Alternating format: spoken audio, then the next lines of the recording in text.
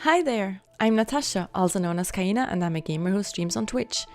Oh yeah, I'm also 41 years old and I'm diagnosed with multiple sclerosis. So you probably wonder, why the hell would someone like me stream in the first place? Well, glad you asked. So let me back up a little bit and explain about multiple sclerosis first. Multiple sclerosis, or MS in short, affects millions of people worldwide. The disease primarily attacks the central nervous system, the brain, spinal cord, and optic nerve. Just about everything you do depends on this system. This includes breathing, moving, eyesight, or watching YouTube videos. Impulses sent from the brain to the body tells it actively or subconsciously what to do with the help of neurons. This happens in incredible speed thanks to the protective hull they travel in called myelin. Think of it like a tunnel going through a mountain for faster speed. However, with MS, this is exactly the problem. The immune system is actually designed to fight off diseases from bacteria, parasites, or anything else that might attack your body. But in the case of MS, it just turns into a proper dig and instead starts attacking the myelin. This process is also called demyelinization. Say that 10 times in a row. It can lead to a buildup of scar tissue, thus the term sclerosis. Because of those scars, the central nervous system is no longer able to send signals from the brain to the body properly. Messages or triggers get slowed down, misdirected, or stop completely. Because the central nervous system is so incredibly intricate and big, symptoms of MS vary extremely from person to person, depending on which area of the system gets attacked or damaged. They can range from muscle weakness, coordination and balance issues, fatigue, vision problems, numbness, or even paralysis. There's also a whole range of neurological pain and many more symptoms that MS patients suffer from. These symptoms can be both acute or chronic. Unfortunately, at the moment there is no true cause or cure known. However, even though potential links to environmental factors, viral infections, and genetics have been found, studies are still ongoing.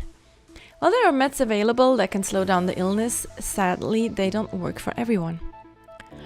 From the moment I was diagnosed, I knew I had two options. I could either accept something that I wasn't able to change in the first place, or I could feel sorry for the rest of my life.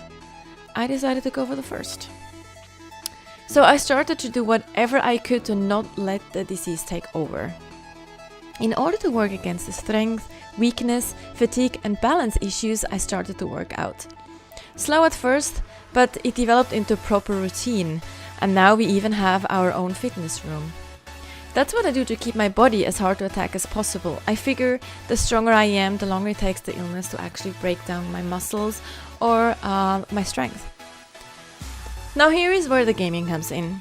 I also need to make sure I keep my brain active and healthy. The stronger it is, the harder it will be for the disease to break it down, right? Gaming, especially first-person shooters such as Destiny, Overwatch or Paladins, really help me train my reaction time, situational awareness and last but not least, aim. While I'm well aware that all of these three things are already impaired by being, way above the ideal age for these type of games, MS on top provides an additional challenge. However, I love games, I always have, and they are the best way for me to cope and fight with these cards that life has dealt me. So the workouts are for the body, the gaming is for the brain. Seems legit, right? Now, why would I stream, you ask? Well, here is the thing. Fatigue is something that is a bit of an issue with MS. It's not a normal tired, you see. Think of it that way. A healthy person has a brand new mobile phone battery. Whenever they get low, they plug it in and are up to full levels in no time. Someone suffering from fatigue only has a super old mobile phone battery to work with. Levels deplete super fast, and even if you plug it in, it might take days to only get to 50%.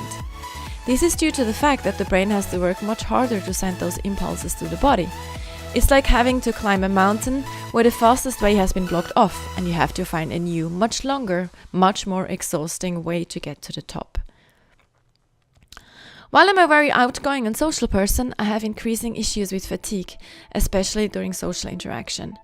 There are so many simultaneous inputs in a room full of people that my brain has to work overtime, and it makes me exhausted incredibly fast. Streaming helps me to interact with people, get to meet new ones without having an insane amount of visual and audio inputs coming in at the same time. I'm exercising my brain and I can focus on chat. It still trains multitasking without all the overwhelming triggers to deal with.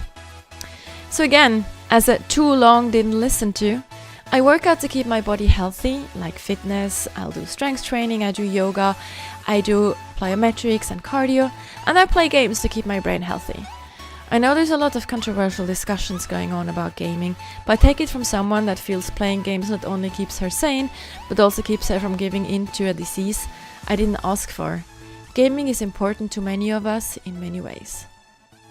Thank you so much to listen to this girl rambling and to watching this video. I hope you enjoyed.